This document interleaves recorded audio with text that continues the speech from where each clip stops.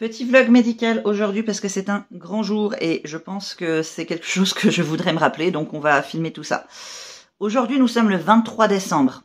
Aujourd'hui, pour la première fois depuis plus de 2 mois, je retourne en physiothérapie, en kiné pour les Français.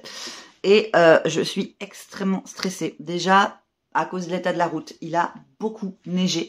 Là, heureusement, maintenant, la neige a commencé à tourner en pluie.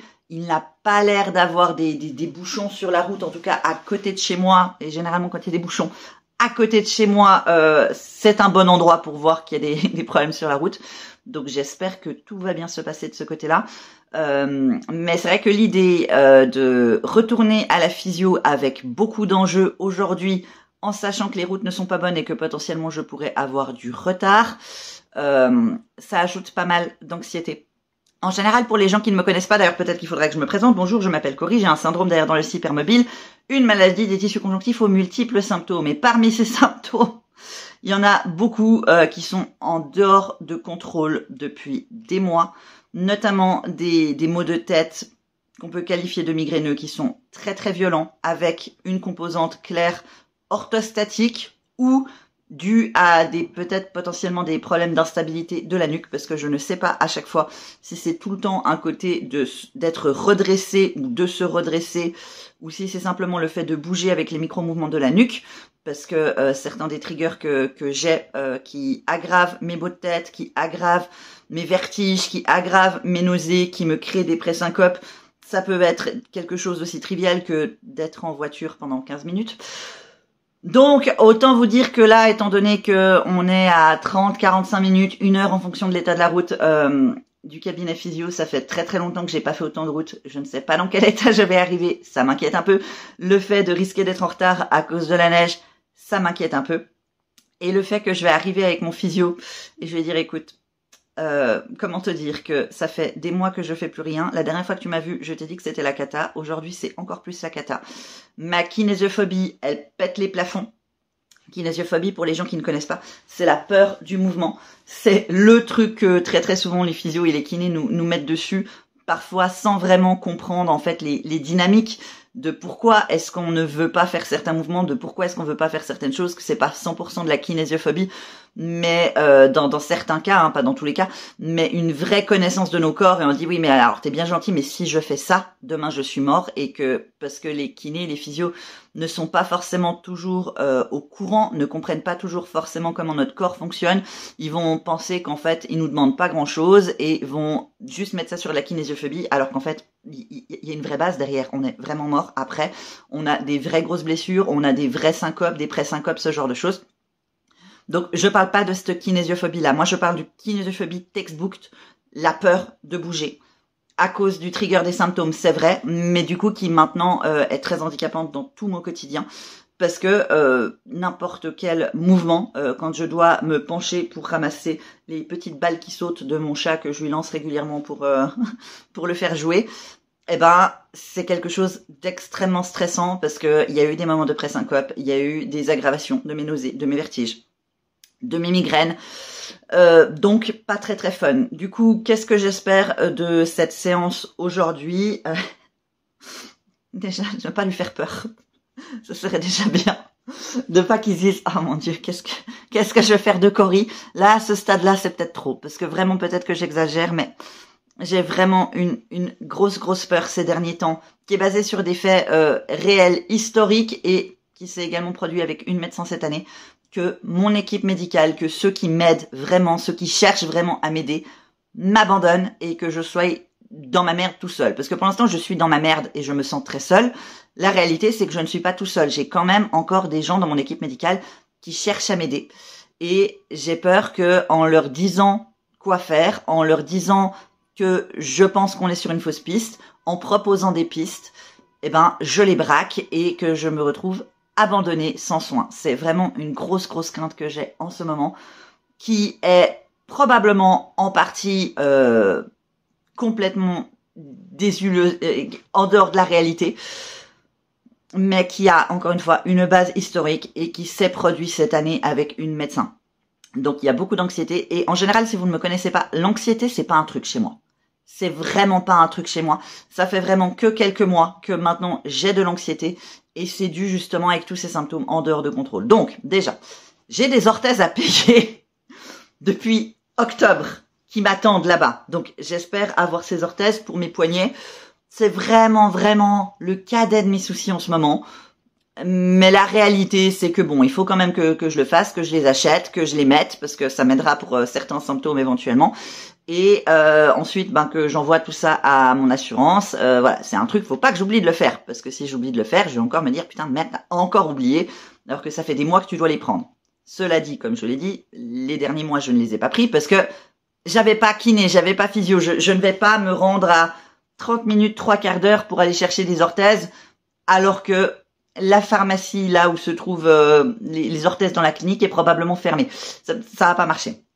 Deuxièmement, je vais demander à mon kiné de me tester pour les cristaux dans l'oreille, parce que ça pourrait expliquer une partie de ma symptomologie et que j'ai déjà eu ce problème dans le passé. Et ce serait, entre guillemets, un easy fix. Ça pourrait être un truc facilement réglable si une partie de mes nausées, de mes vertiges, de mes pré-syncopes sont en fait trigger parce que j'ai des cristaux dans l'oreille. C'est un truc qui pourra être réglé vachement plus facilement et qui pourrait probablement me baisser une partie de la kinésiophobie. Oui, il y aura toujours une aggravation avec mes migraines, avec la position orthostatique, patati patata. Mais là, c'est vrai qu'un des trucs qui me fait le plus peur, c'est quand j'ai ces forts vertiges et ces nausées et qu'il y a eu des cas de pré-syncope. J'ai peur de tomber, de me blesser, en fait. Ce n'est jamais arrivé. En général, quand je sens la pré-syncope venir, merci à toutes les vidéos de personnes qui ont des potes qui ont montré comment fallait se positionner, comment fallait agir. On s'appuie contre les murs, on se pose par terre, on attend. Pour l'instant, voilà, rien de problématique n'est vraiment arrivé. Mais bon, il y a une fois où c'est quand même arrivé en dehors de chez moi quand j'étais dans la salle d'attente chez la psy. J'étais pas très très serein et voilà, je ne suis pas très très serein du tout.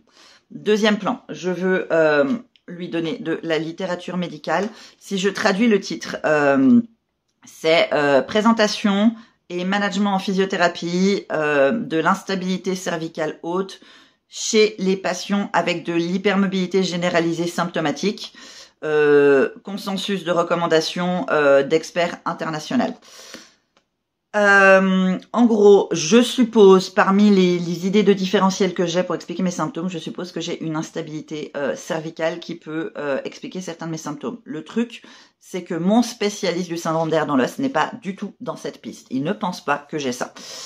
Du coup, comme ça fait quand même partie de mes pistes, j'aimerais que lui, il étudie le sujet. Et en fait, il y a vraiment un côté très axé physio, très axé kiné, avec notamment la possibilité d'identifier ce qu'ils appellent des drapeaux jaunes et des drapeaux rouges, et de faire une évaluation.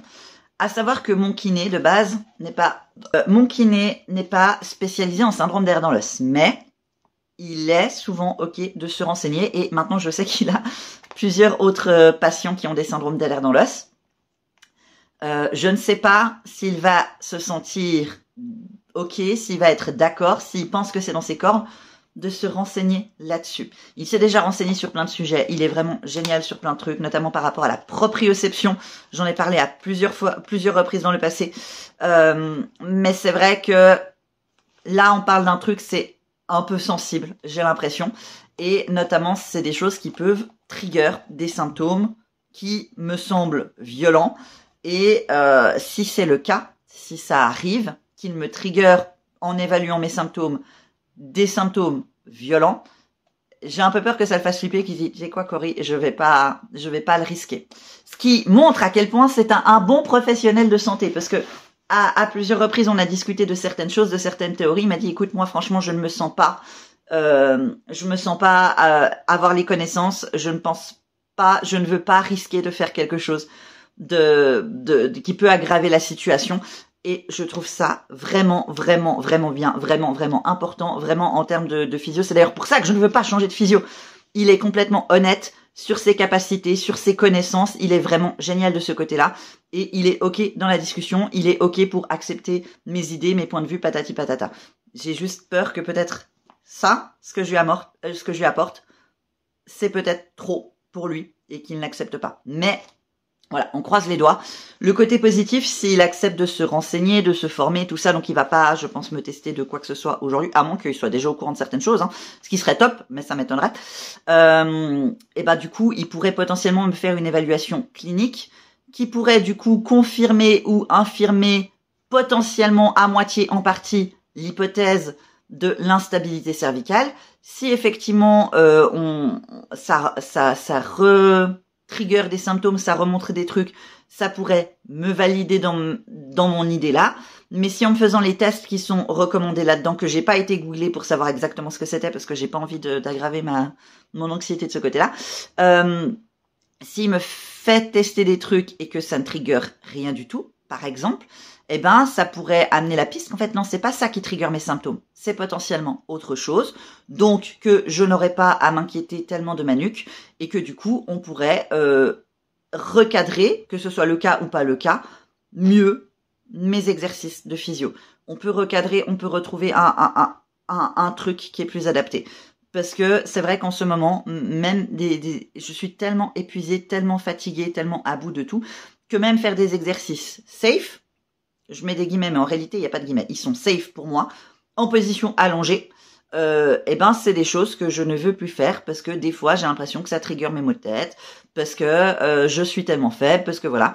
Et j'ai besoin d'un accompagnement pour être réassurée, pour avoir un background de professionnel et aussi un côté un peu de coaching et de ne plus me sentir seule à traverser ça. Et d'avoir après la possibilité de réévaluer régulièrement du coup mon programme physio, ce qui n'a pas du tout pu être le cas pendant tout ce temps et que bah c'est pour ça que je l'ai pas fait. Voilà, donc on croise les doigts que tout se passe bien. J'espère que tout va bien se passer.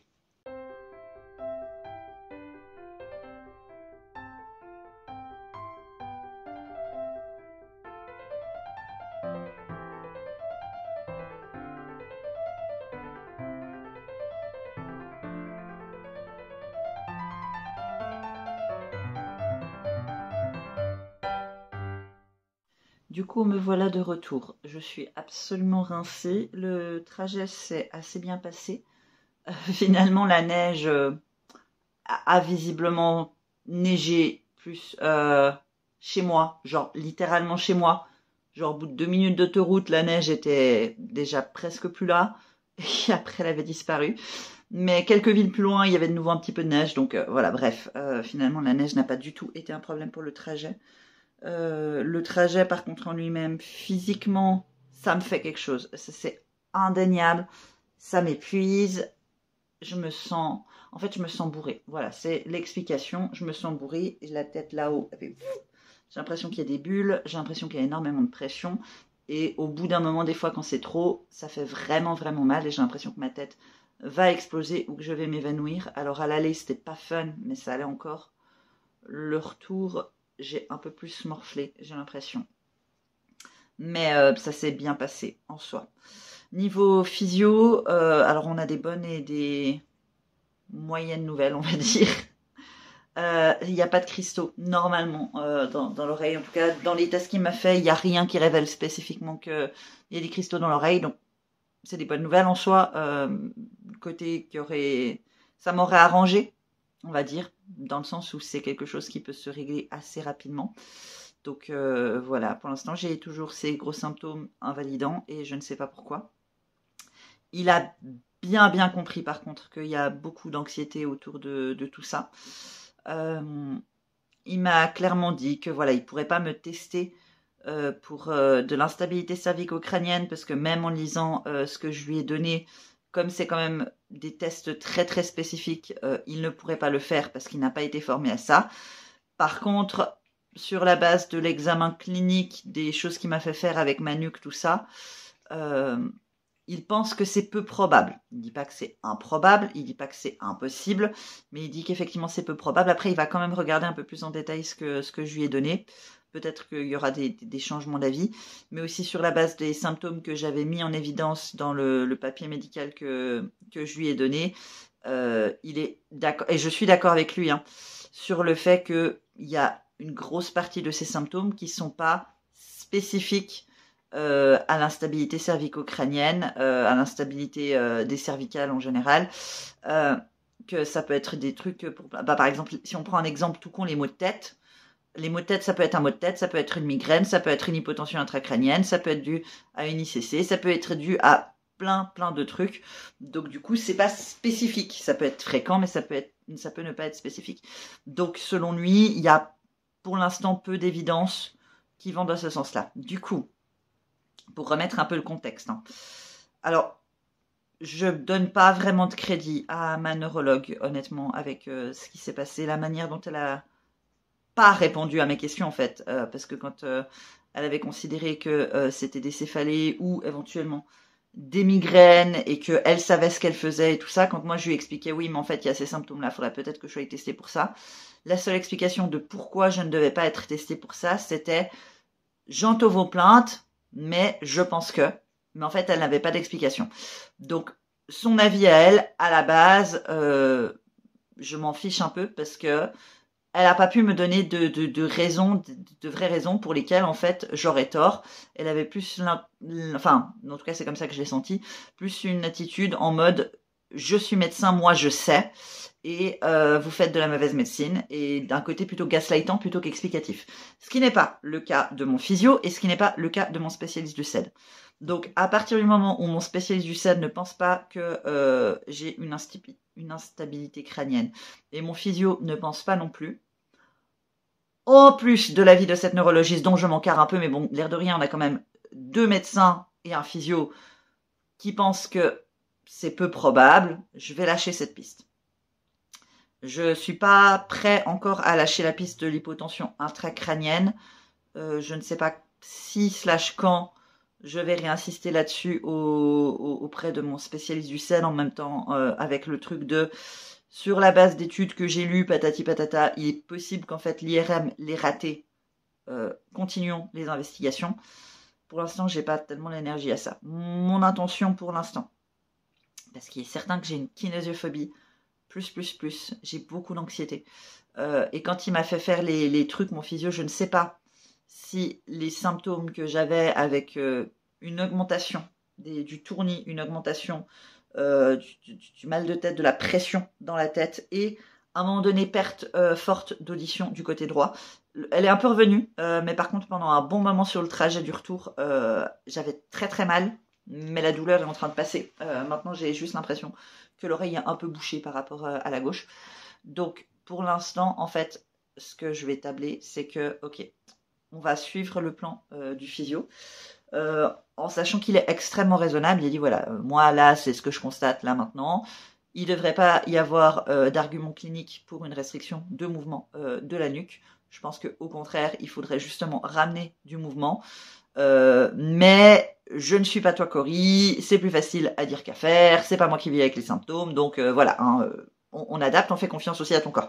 Et du coup, il y a vraiment cette collaboration, ce soutien et cette écoute qui me fait que bon bah maintenant, je suis de nouveau à peu près, avec beaucoup de crainte et l'envie de pleurer, enclin à réessayer de refaire certains des exercices qui faisaient partie de mon panel d'exercices au départ, uniquement dans le but d'ajouter de la mobilité. Donc pas de trucs avec des poids, pas de trucs trop demandants, tout ça, mais par exemple des petits mouvements de nuque, des petits mouvements de me pencher en avant, en arrière, peu légers, où je vais essayer de faire ça. Je pense que ce que je ferai, c'est que les premiers temps, en tout cas, je filmerai, je mettrai la caméra, soit que ça puisse me permettre de faire du contenu en mode « Oh, regardez, faisons les exercices ensemble comme je le faisais à une époque », soit pour avoir une évidence et un retour clair sur le moment de s'il y a un problème. Parce que le problème, c'est quand on a tellement mal à la tête, quand on fait des pré-syncopes, quand on a du brouillard mental, tout ça, c'est difficile de se rappeler quand, quoi, comment, les symptômes. On sait qu'il y a eu un truc qui s'est passé, on sait que c'est à peu près ça, mais je me rends compte que quand j'essaie d'expliquer, c'est très brouillon. Et je me dis que peut-être, si je filme ces moments-là, s'ils apparaissent au moment où c'est filmé, et peut-être qu'après, ce sera plus facile pour moi pour réexpliquer à mon physio ce qu'il s'est passé pour qu'on puisse adapter Donc du coup voilà. Les séances physio pour l'instant aussi sont augmentées par rapport à ce que j'avais d'habitude. Donc là maintenant je vais y retourner une fois par semaine. Et puis je vais y aller mollo. Je vais être accompagnée et ça devrait mieux se passer. Au niveau des autres symptômes que j'ai eu pendant mes exercices aussi, à un moment donné, j'avais l'impression que j'avais une forte boule dans la gorge. Ce qui ressemble à... Enfin, ça fait partie des trucs dans la liste des symptômes de l'instabilité cervico-crânienne que j'ai lu. Mais soyons honnêtes, de base, ce n'est pas un symptôme que j'ai. Donc, voilà, je ne sais pas si c'est peut-être la tension physique qu'il y avait dans le reste de mon corps quand je faisais des mouvements comme ça. Si ça rajoute une tension parce que tout est tellement crispé qui me donnait cette impression dans la gorge, ou si c'était l'anxiété, la peur, ce genre de choses qui du coup donnent cette impression-là. Hein. On parle souvent d'avoir des boules dans la gorge dans ces moments-là. Je ne sais pas. Mais c'est les symptômes que j'ai relevés. Donc du coup, tout ça pour dire que j'ai pas passé une séance physio que je qualifierais de plaisante du tout. J'ai vraiment l'impression que ma tête va exploser. Je me sens vraiment pas bien. J'ai très très envie de pleurer aussi. Mais là encore, je ne sais pas si j'ai envie de pleurer parce que anxiété, nervosité, fatigue, ou à cause de la douleur, ou à cause d'autre chose. Je ne sais pas. C'est juste la situation actuelle. Donc voilà où on en est. On a quand même des petits éléments de réponse. Je lâche la piste des problèmes de cervical pour l'instant. Je lâche la piste des cristaux dans l'oreille. Je garde la piste pour l'instant de l'hypotension intracrânienne, mais je ne vais pas travailler dessus parce que je n'ai pas l'énergie et que je pense qu'à ce stade, le meilleur plan serait plutôt de miser sur l'accompagnement avec mon physio pour voir comment progressent ces symptômes-là quand on réimplante des exercices. S'il y a d'autres choses qui peuvent être clarifiées, qui peuvent être précisées, notifiées, si lui, il peut avoir des pistes d'explication aussi au fur et à mesure du développement de la situation. Et peut-être dans un deuxième temps, et ben du coup, soit je recontacterai la neurologue que j'avais et qui m'a un peu plus ou moins lâché pour traitement de céphalée d'origine mixte, y compris migraine, soit je contacterai un ou une autre neurologue pour investiguer ce genre de choses, y compris la piste des migraines, soit je contacterai le centre de la douleur où je suis suivie et qui connaît quand même le syndrome d'Ehlers-Danlos et l'hypotension intracrânienne et plein de comorbidités du syndrome d'Ehlers-Danlos en général, pour lui expliquer la situation et voir ce que elle pense par rapport à mes symptômes et surtout vers quel spécialiste je devrais être dirigée pour être mieux accompagnée. Parce que peut-être que du coup, c'est peut-être des choses qui devraient être investiguées par des neurologues, je pense, mais peut-être qu'il y a d'autres types de spécialités qui pourraient être aidées. Peut-être qu'elle-même, étant spécialiste de la douleur, sur ces types de douleurs-là, elle peut avoir des pistes. Donc ce sera voilà à voir éventuellement dans un deuxième temps parce que pour l'instant j'ai pas trop l'énergie, mais je pense que si je décide de recontacter le centre de la douleur, ce sera dans un deuxième temps, mais pas dans un deuxième temps trop lointain parce que en général elle a plutôt un planning de ministre. Alors je sais que puisque je fais partie des anciens patients, si elle peut, elle essaie de me faire de la place assez rapidement, mais n'empêche qu'elle a quand même un planning de ministre, donc à voir. C'est la fin de cette vidéo, je suis pas sûre que ce soit très instructif, mais on en est là pour l'instant. Peut-être que avec du recul dans le temps, cette vidéo pourra faire sens. Peut-être qu'un jour j'aurai des explications. Peut-être pas, peut-être que ça permettra de rassurer des personnes qui vivent des symptômes similaires aux miens en se disant que elles ne sont pas seules et que c'est la merde. Et puis voilà, et puis on verra bien ce qu'il se passe. Autre point positif, mon physio a remarqué que j'ai la voix qui baisse. Et ça, c'est cool, parce que de plus en plus de gens le remarquent. Pas tout le monde, mais de plus en plus. Donc c'est cool. Il y a au moins des trucs qui avancent sur la bonne voie. Allez, plein de cuillères tout le monde. Bye.